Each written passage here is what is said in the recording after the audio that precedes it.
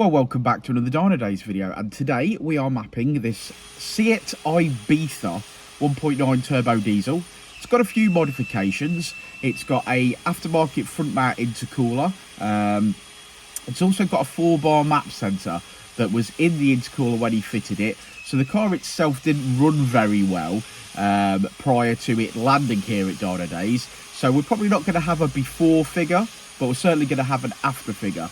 So we're going to tune this on the dyno, see what power it's making. Let's find out.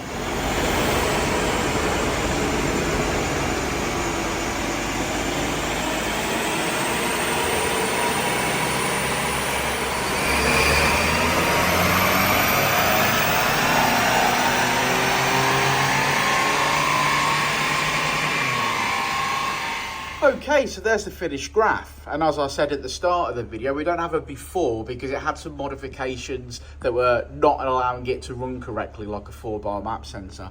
But we finished on 176 brake horsepower, 323 foot-pound of torque. I think that'll do nicely in this little thing, and I believe it's the starting point for him before he starts making further bigger modifications. This car might end up with a bigger turbo and a flat exhaust system, etc. It's not smoking too much out of the exhaust at the moment. I think it's suitable, and I think it'll make a great daily. If you guys want your cars mapping, if they're diesel, give us a shout. We're always happy to map sort of stage 1-ish, maybe a little bit past that on diesel. Obviously we're Honda boys, but the science is the same, and we've mapped many diesels. So do give us a shout. Thanks for getting to the end of the video. Like and subscribe and all that jazz. Code word TDI, and we'll see you on the next one.